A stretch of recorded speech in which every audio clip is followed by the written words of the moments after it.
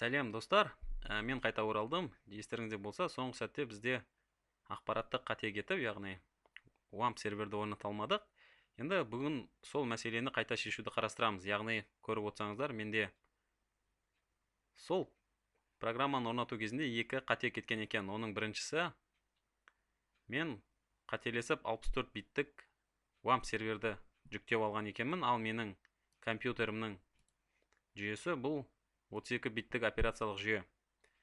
Енді мен осы сайтқа қайта кіріп, жүктеу нүктесін басып, өзіме қажетті 32 бит нұсқаны жүктедім. Және оны осы жұмыс үстелінде папка жасап, соған сақтап қойдым. Көріп отырсаңыздар, міне 32 биттік WAMP сервері. Осы WAMP серверді орнатуды енді жалғастырамыз. Яғни ранды басамыз, орнатуға рұқсат береміз. Және тағы да сол алдыңғы программалар, яғни Next, лицензиялық келісім шартты қабылдаймыз. Next нүктесін басамыз. Және қай жерге орнататын тағы да сұрап тұр. Біз сол алдыңғы C дискісіндегі WAMP папкасына орнатамыз. Next нүктесін басамыз және жұмыс жасау үстелінде белгісі, WAMP серверінің белгісі пайда болуын қалаймыз. Next'ті басамыз және install нүктесін басайық. Енді бұл программа қазір компьютерге орнатылады. Сосын осы WAMP сервердің үстінен біз WordPress-ті орнатамыз.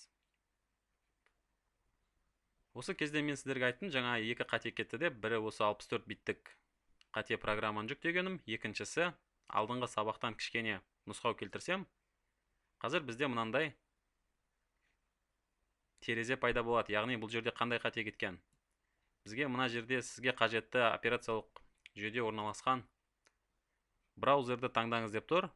Және мен алдыңғы сабақта қателесіп Explorer'ды нұсқап жіберген екенмін. Яғни мен бұл жерде Open нүктесін бастым, ал менде негізі қазір бұл жерде Google Chrome орнатылған, және Google Chrome менде осы компьютерде браузер по умолчанию, яғни осы браузер менде басты браузер болып саналады. Сондықтан сіздерде компьютеріңізде мысалы осы Google Chrome немесе Mozilla басқа да браузерлер басты браузер болса, онда сіз мынандай шыққан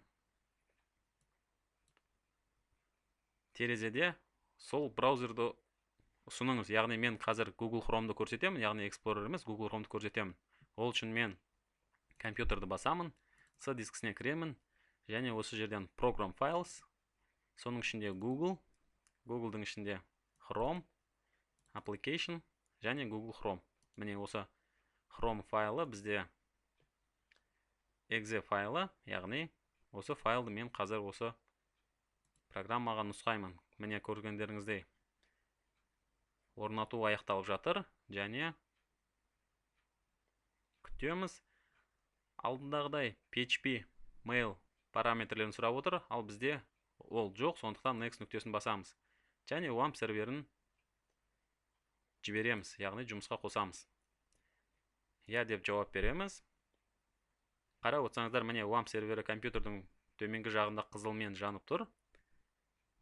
Қазір бұл барлық программаны қосуда, және міне қарасаңыздар сәбіз түсті, одан кейін жасыл түске боянып, WAMP сервердің жұмыс жасағанын бізге көрсетті. Енді бұл программаның жұмыс жасап тұрғанын тағы да бір тексерейік. Яғни қарасаңыздар, міне WAMP W жасыл белгісі пайда болды. Соның үстінен басып, сол жақ батырмамен бізге керекті программалар қараймыз. Яғни MySQL, PHP, Apache және PHP MyAdmin барлық программа орнатылған екен. Енді localhost батырмасын басып қарасақ, бұл жерде бұл қазір осы WAMP серверді тексеруде, және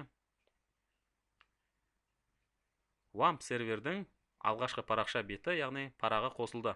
Яғни сервердің конфигурациясы қалай қалыпқа келтірілгені, қандай программалар орнатылғаны, барлығы осы жерде бізге қайта көрсетілді. Демек, біз WAMP серверді дұрыс орнаттық деген сөз. Сонымен біз алдында кеткен сабақта кеткен қателікті шештік. Енді бізде қазір WAMP сервері жұмыс жасап тұрса, Осындай программаның үстінен біз енді қазір WordPress-ті, яғни бізге қажетті WordPress бағдарламасын қоюды бастаймыз. Ол үшін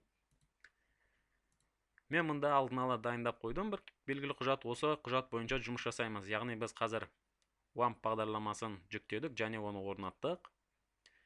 Google браузерін оған нұсқадық, яғни Google браузері ол үшін қазір дефолт программа, яғни үнсіз осы программамен жұмыс жасайды. Енді WordPress-ті жүктеуге кірісейік. Ол қай жерден жүктеледі? Ол wordpress.org/download файлын бассаңыз, яғни осы адресті нұсқасаңыз браузерде, міне мына жағында қарап тұрсаңыз, WordPress-ті жүктеу нүктесі көрсетіліп тұр. Яғни мен қазір осы WordPress-ті жүктеу нүктесін басамын. Сосын ол жүктелуді бастайды. Енді тағы да бір қайталап айтатын нәрсе, ол қарап отырсаңыздар, мен осы WordPress файлын, яғни жүктеп алдым. WordPress 4.2 осы zip файл, яғни архив файл. Енді осы архив файлды мен қазір кешіріңіздер. Осы файлды қазір мен WAMP серверде ашып көрсетемін. Яғни қарап отырсаңыздар, мен осы файлдың оң жағын басып extract files және қайда ашатынымды қазір көрсетемін. Яғни мен оны C дискісіне, соның ішінде WAMP сервері, WAMP файлдары, оның ішінде 3W папкасы. Және осы файлдың ішінен мен қазір жаңа папка создавать етемін. Яғни ол папканың атын біздің сайттың атауымен сәйкес қылып қоямын. Яғни болашақ сайт ол мысалы almaty.kz сайты болады. Яғни мен осылай атау беремін. Және окей нүктесін басамыз. Қарап отырсаңыздар, архивтеу, яғни файлдарды архивтеу процесі жүрді. Енді біз тексеріп көрейік, біздің файлдар онда бар ма екен. Компьютер, C дискісі, оның ішінде WAMP бағдарламасы, 3W папкасы, оның ішінде қарап тұрсаңыздар, almaty.kz. Енді тағы бір айта кететін нәрсе, ол мен қазір бұл папканы атын өзгертем, себебі .kz деп алғым келіп тұрған жоқ. Құр ality деп алайын. Яғни ality, оның ішінде WordPress. Міне қарап отырсаңыздар, бізде WordPress-пен жұмыс жасауға қажетті барлық файлдар осы папкада енді сақталып тұр. Бұл WordPress-ке қажетті файлдардың барлығы. Енді осы бағдарламаны тағы білесіздер ме? Менің ойымша бұл папканың ішінде папка орналасқан бізге болашақта кедергі жасауы мүмкін. Сондықтан мен қазір мына WordPress папкасын кесіп аламын, яғни вырезать. Содан соң бастапқы папкаға орнатамын қайтадан. Мынау біз жасаған папканы мен жойып тастайын. Яғни бізге қажетті WordPress-ке қажетті барлық бағдарлама ол WordPress-тің осы WordPress папкасының ішінде тұр. Енді біз WordPress-ті жүктеп алдық және оны ашып, бізге қажетті папкаға орналастырдық, яғни C папкасы, WAMP 3W папкасының ішіне орналастырдық. Енді осы WordPress-тің өзін орнату процесін бізге қазір бастау керек. Ол үшін біз не істейміз?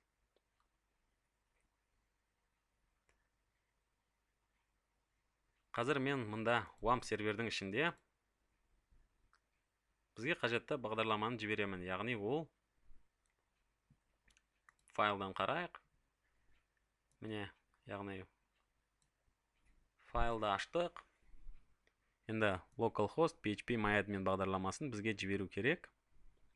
Сол жерде бізге WordPress-пен жұмыс жасауға қажетті дерекқор базасын жасау қажет. Яғни осы WordPress бағдарламасы жұмыс жасауға қажетті дерекқор базасын жасаймыз. Қарап отырсаңыздар, localhost php-myadmin файлын аштым. Енді осы жерде дерекқорлар нүктесі бар. Мен осыны басамын. Осында жаңа дерекқор жасаймын. Оның атын мен қазір мысалы WP тест деп қояйын. Яғни WP тест бұл біздің дерекқордың атауы болады, және create нүктесін басайын, яғни бізде қарап отырсаңыздар сол жақта панельде WP тест дерекқор базасы пайда болды.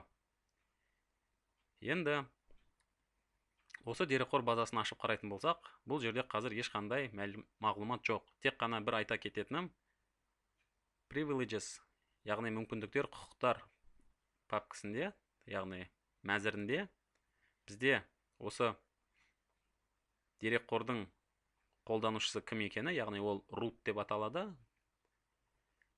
Және оның қандай мүмкіндіктері бар екені көрсетілген. Қарап тұрсаңыздар, оның құқығы, яғни мүмкіндіктері барлық мүмкіндіктер деп жазылып тұр. Яғни root қолданушының барлық мүмкіндігі бар.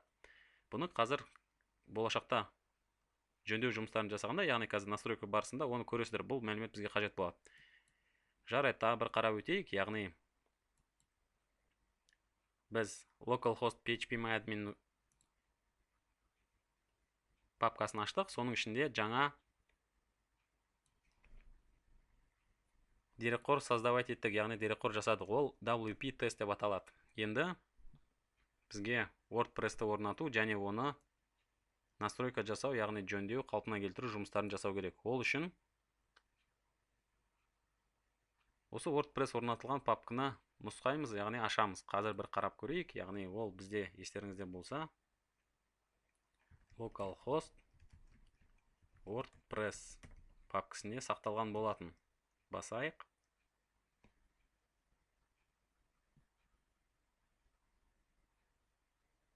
Міне қарап отырсаңыздар, міне мен қазір сол өзіме қажетті мағлұматты енгіздім. Енді бізге WordPress-та конфигурация жасау, яғни қалпына келтіру парақшасы шықты. Осы жерде сізге қажетті тілді таңдаңыз дейді. Тілдердің тізімін қарап шығайық, қандай тіл барын. Көріп отырсаңыздар, орыс тілі бар екен, және мұнда өкінішке орай қазақ тілі жоқ. Сондықтан мен сабақ барысында ағылшын тілінде жүргізгендіктен ағылшын тілін таңдап жалғастыру белгісін басамын. Енді қарап отырсаңыздар, бұл жерге жазыпты WordPress-ке қош келдіңіз дейді. Бастамас бұрын біз сізге кейбір мағлұматты бергіміз келеді дейді. Яғни олар бізден осы дерекқорлардың атауы қандай екенін сұрап тұр. Және тағы да бірнеше мағлұматты біліңіз дейді. Ол осы дерекқордың атауы, біз дерекқордың атауын білеміз, ол бізде WP тест. Дерекқордың атауы WP тест. Дерекқордың қолданушысы ол кім? Дерекқордың қолданушысы бізде ол қазір жазып қояйын. Яғни бізде ол user, яғни database user. Бізде root деп аталады. Және оның паролі қандай, яғни кілті қандай дейді. Біз ешқандай кілт қоймадық, сондықтан оның кілті, яғни password, ол ешқандай паспорты болмайды, бос болады. Және осы дерекқор қайда орналасқан дейді. Бізде дерекқор осы жергілікті дербес компьютерде, яғни localhost-та орналасқан. Ары қарай жалғастыратымыз. Бұл жерде table prefix, яғни бұны қаласаңыз настройка жасаңыз дейді. Бізге бұл қажеті жоқ қазір. Бұны біз қарастырмаймыз. Яғни бізге бұл қажет емес. Демек біз барлық мағлұматты білеміз. Сондықтан алға кеттік деген нүктені басайық. Және осы жерде бізден енді жаңағы мағлұматтарды сұрап тұр. Бізде дерекқордың аты дейді. Бізде дерекқордың аты, өздеріңіз білсеңіздер, жаңа көрсеттім. WP тест. Қазір жазайын. WP тест. Міне WP тест. Қолданушының есімі. Қолданушының есімі бізде root. Password дейді. Бізде password жоқ. Ол бос болады. Және дерекқор орналасқан машина. Яғни ол бізде localhost, жергілікті дербес компьютеріміз. Table prefix-тің тағы да айтып кеттім. Бұны біз қарамаймыз дедім. Қазірге бұл кейін қажет болуы мүмкін программалық бөлік. Оны біз қазір қарастырмаймыз. Сіздерде осылай WP астыңғы сызық ретінде қалдырып, енгізу нүктесін басыңыз. Енді қарап тұрсаңыз, all right Sparky, яғни барлығы дұрыс сияқты дейді. Бір тексерейік. Иә, біз барлығын файлды жасап келе жатырмыз. Енді бұлар жазды. Барлығы дұрыс дейді. Орнаттыңыз дейді. Енді орнату нүктесін, яғни орнатуды жалғастырыңыз дейді. Біз оны басайық. Run the install. Енді WordPress-ті орнату басталу керек. Одан соң тағы да бір қош келдіңіз парақшасы ашылды. Бұл жерде бізден қандай мәліметтер сұрайды? Яғни келесі мәліметтерді енгізіңіз дейді. Және бір нәрсе ескертіп кетіпті. Сіз егер бұл мағлұматтар бұл жерде енгізілетін кез келген сәтте болашақта өзгертілуі мүмкін дейді. Сайттың атауы дейді. Яғни сайт title. Сайттың атауын біз компанияның атымен сәйкестендіріп алайық. Яғни OLIT Алматы деп алайық. Қолданушының есімі. Енді қолданушы ол бізде қазірге кез келген алуға болады. Яғни админ деп алсақ болады. Администратор. Сондай-ақ мына жерге паспортты енгізіңіз дейді. Біз паспортты, яғни осы сайтқа кірушінің паспорты, кілті, ол бізде енгіземіз.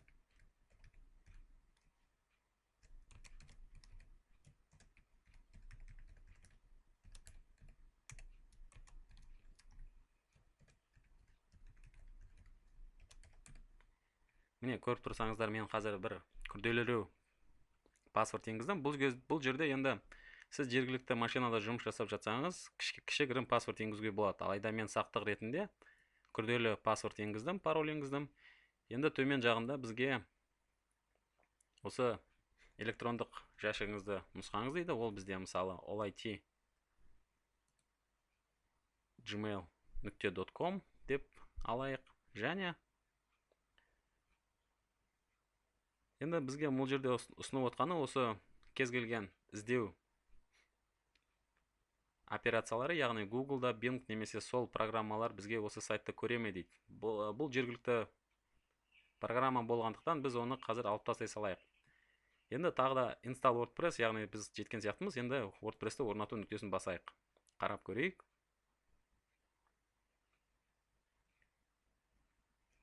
Мен қазір нүктені бастым. Тамаша, яғни бұл жерде қарап отырсаңыздар success дейді, яғни біздің WordPress-ті орнату процесі сәтті өткен сияқты. WordPress орнатылды дейді. Сіз тағы да бір нәрсе күтсеңіз, жоқ дейді, бұл осымен бітеді дейді. Енді бізге қолданушының есімі админ және паспорт, сіз енгізген паспорт дейді. Тамаша, яғни кіру нүктесін басайық. Міне WordPress-ке кіру парақшасы пайда болды. Енді осы жерде біздің қолданушының есімі, яғни админ, және біздің өзіміз қойған парольді енгізейік.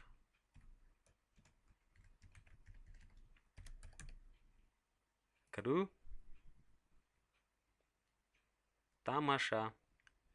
Достар, міне біз қарап отырсаңыздар, біздің осы жергілікті компьютерге, қазір өзіміздің жергілікті компьютерге WordPress-ті орнаттық. Бұл WordPress-тің көретін сіздерде, яғни басқару панелі. Көріп отқандарыңыздай, WordPress-тің алғашқы сіздерді күтіп алатын парақшасы немесе басқару панелі осындай болады. Тамаша, яғни WordPress-пен жұмыс жасау енді алдыңғы сабақтарда көрсетеді. Сондықтан келесі сабақтарға көшеміз қазір. Енді мен бұл жерде көрсетіп кететін тағы бірнеше мәселе. Ол мысалы, бұл сізде WordPress-тің басқару панелі деп айттым. Ал мынау сіздің болашақ сайтыңыз, яғни қазір көріп отырсаңыздар, бізде бұл жерде берілген мағлұматтар, ол осы WordPress-пен бірге келетін мағлұматтар. Біз бұның барлығын өзгертіп, бізге қажетті керемет сайтты жасауға кірісеміз. Енді мен сіздерге тағы бір нәрсе айта кететін болсам, ол мағлұматтар. Яғни барлығы түсінікті деген ойдамын. Енді мен қазір келесі хостингті сатып алған, яғни хостингі бар онлайн жұмыс жасайтын көрермендерге көшемін. Яғни барлығыңыз бірге көрсеңіздер болады, әрине. Сосын сіз осы біз жасаған барлық тәжірибелік жұмыстарды өзіңіздің осы жергілікті компьютерде жалғастыра аласыз. Және бұл жүйе өте негізі қауіпсіз әрі пайдалы жүйе, яғни жергілікті компьютерге орнату. Себебі сіз кез келген сайтты осы жергілікті компьютерде жасап, ешқандай интернетте сізге қажет болмауы мүмкін, және көптеген өзіңізге қажетті тексеру жұмыстарын жүргізесіз. Сосын болашақта осы сайтыңызды, яғни жергілікті компьютерде жасаған сайтыңызды интернетке шығарғыңыз келсе, онда сіз оны тек көшіре саласыз. Сондықтан бұл жерде енді сізге толықтай жұмыс жасайтын WordPress бағдарламасы берілді. Алдыңғы сабақтарда осы программамен қалай жұмыс жасайтынын қарастырамыз. Мен қазір енді біздің хостинг сатып алған көрермендерге, яғни оларға өздерінің серверлеріне осы программаны қалай орнататынын көрсетіп, соларға көшемін. Енді мен қазір сіздердің компьютерлеріңізден елестетіп отырған шығамын, жабамын. Міне бұл біздің хостинг сатып алған көрермендердің параллель Plesk басқару панелі. Осында бізге қажетті бағдарламаны орнатуға кірісеміз.